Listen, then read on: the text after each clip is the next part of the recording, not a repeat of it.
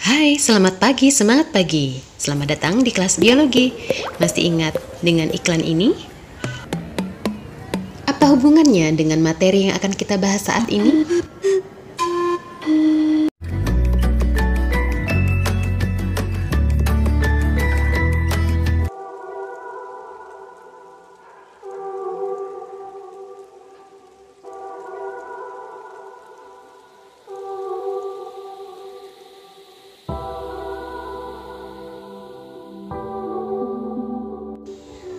Selain makanan dan minuman yang masuk ke tubuh kita, tubuh akan mengeluarkan zat-zat melalui sistem sekresi dan ekskresi. Tubuh kita menghasilkan enzim maupun hormon yang masih digunakan untuk menunjang metabolisme tubuh. Nah, inilah yang disebut sebagai sistem sekresi. Sedangkan zat-zat sisa metabolisme yang bersifat racun, inilah yang harus dikeluarkan melalui sistem ekskresi. Ingat ya, zat sisa adalah sampah, dan eks itu artinya mantan, maka harus dibuang ya, jangan disimpan. Beberapa zat sisa metabolisme bersifat racun yang mengandung nitrogen maupun karbon. Nah, alat-alat tubuh yang mengekskresi sisa-sisa metabolisme tersebut ada 4, yaitu kulit, hati, paru-paru, dan ginjal.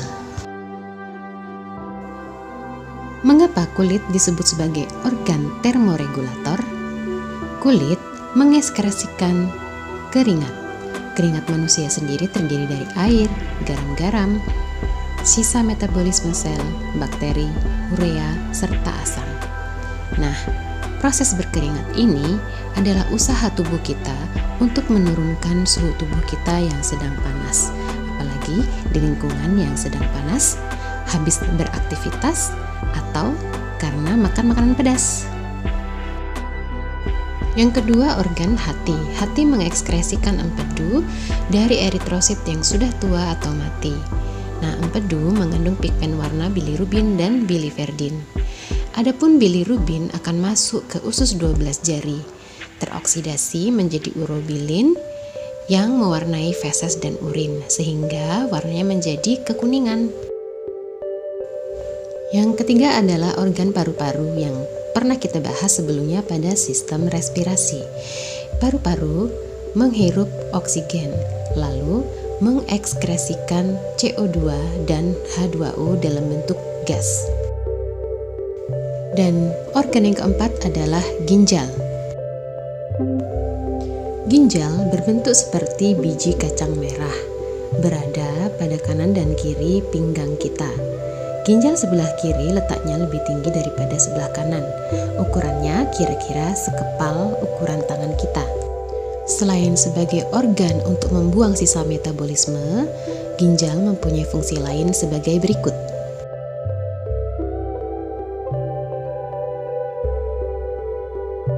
Mari sekarang kita lihat bagaimana struktur ginjal.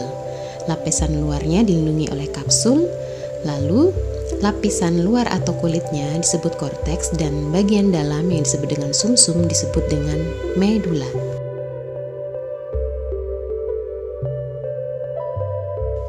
Hilus adalah cekungan pada ginjal yang menjadi tempat keluar masuknya pembuluh darah.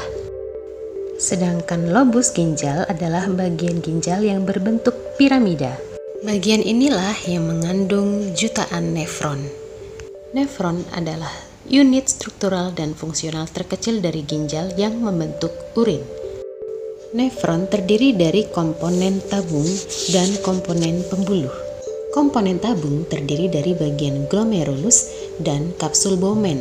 Setiap hari tubuh kita menyaring plasma darah kira-kira 180 liter. Filtrasi ini terjadi di bagian glomerulus.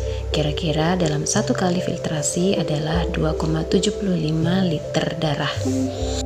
Ada 3 lapisan dari membran glomerulus. Proses penyaringan sendiri terjadi secara osmosis. Hasil dari filtrasi glomerulus disebut sebagai urin primer.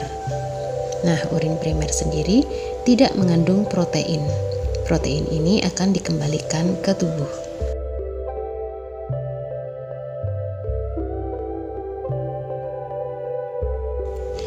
Selanjutnya, urin primer yang terkumpul di kapsul lumen dialirkan menuju ke bagian tubulus. Di sini terjadi proses reabsorpsi atau penyerapan kembali. Dimulai dari bagian tubulus contortus proximal, lengkung Henle, tubulus contortus distal, dan ductus collectivus. Bahan-bahan yang diserap kembali ini masih dibutuhkan oleh tubuh, antara lain air, glukosa, asam amino, beberapa ion seperti natrium dan klorida.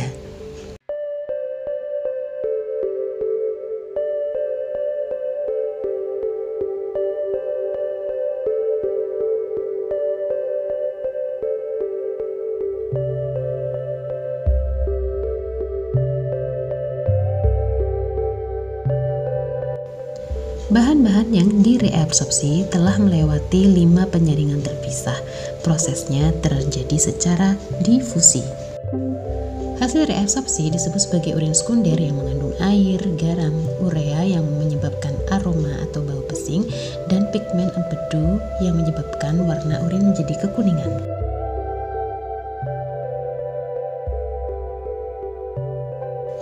Tahap berikutnya yaitu yang ketiga adalah augmentasi atau sekresi tubulus.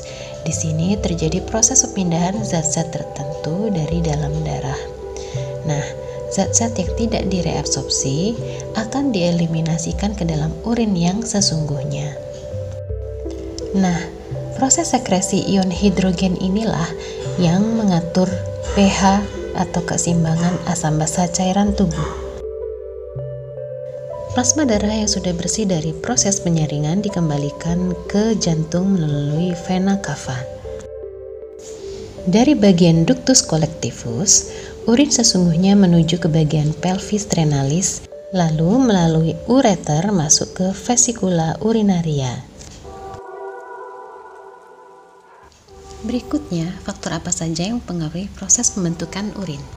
Yang pertama, zat diuretik seperti jika kita mengkonsumsi kopi, teh, dan alkohol. Sekresi ADH yang sedikit akan menyebabkan reabsorpsi air menjadi sedikit dan urin menjadi banyak. Suhu lingkungan dingin menyebabkan kantong kemih terasa cepat penuh. Yang ketiga, faktor emosi atau psikologis.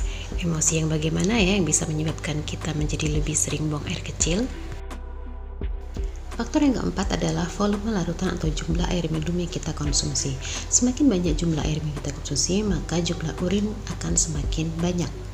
Faktor yang kelima adalah kadar garam dalam darah. Jika terlalu banyak, maka filtrasi kurang efektif sehingga urin menjadi banyak.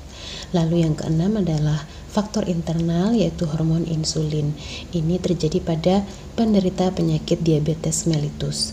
Dalam urinnya akan mengandung glukosa dalam jumlah yang tinggi.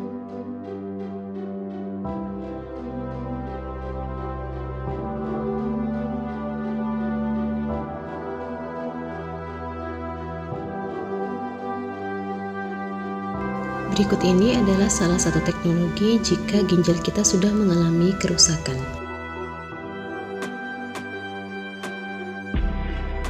Demikianlah pembahasan kita tentang sistem ekskresi. Semoga bermanfaat dan tetap jaga kesehatan.